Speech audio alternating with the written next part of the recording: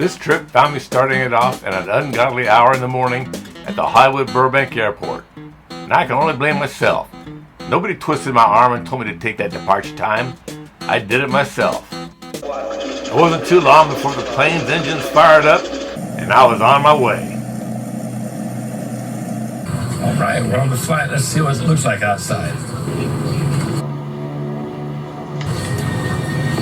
I didn't know it was going to be raining out.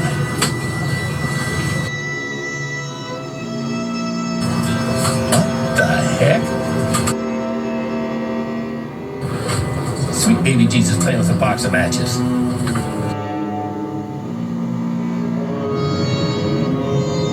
After some more flying, I was ready to go see Seattle, and I wanted to go to the most popular spot in the city. The very first thing people think of when they say Seattle. For Paris, it's the Eiffel Tower. For Seattle, it's this landmark. No, not the Showgirl Strip Club, although advertised wearing nothing but a smile does sound interesting. No, I'm talking about the Seattle Space Needle. But to get there, first of all, I had to take a ride on the monorail. For seniors, it only costs a cheap $2 one way, $4 round trip. The monorail opened to the public on March 24th, 1962, about 1 month before the start of the World's Fair. It reaches a top speed of 45 miles per hour, and the length of the ride is about 3 minutes. I had a great time riding on it, although I found it to be a little more bumpier than I thought it would be. Before I could go to the Space Needle, I had to get by these strange, giant modern art flowers. I kept waiting for them to turn into some kind of flesh-eating triffid. The iconic Seattle Space Needle stands 605 feet tall. It was built for the 1962 World's Fair with the theme, The Age of Space. The Space Needle is a popular attraction, so before going up, you get in a long line that stretches all the way from Timbuktu to Kingdom Come.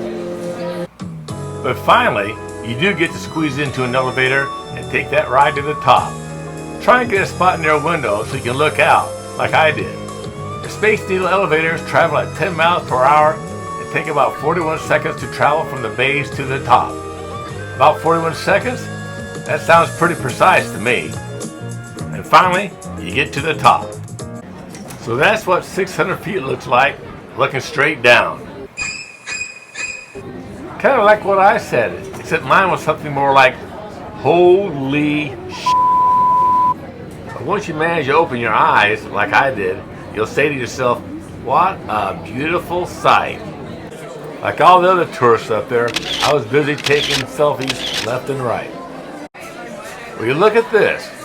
You can walk all the way around the platform, and everywhere you look, the view just keeps getting better and better. Wait a second.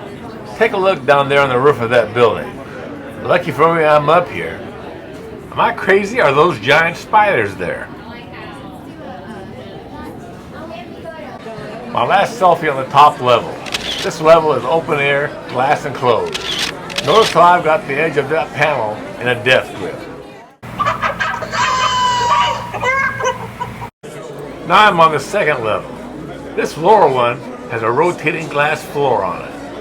It's not so much that I'm afraid of heights, it's more the fear of falling and a sudden stop.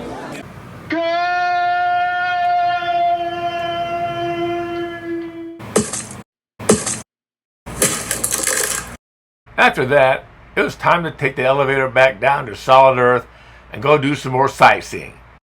But before leaving, I stopped off at the souvenir store, wondering if they had any Space Needle themed mementos there. Did they have any Space Needle knickknacks there? What the hell was I thinking? Does a bear shit in the woods? That's a wrap!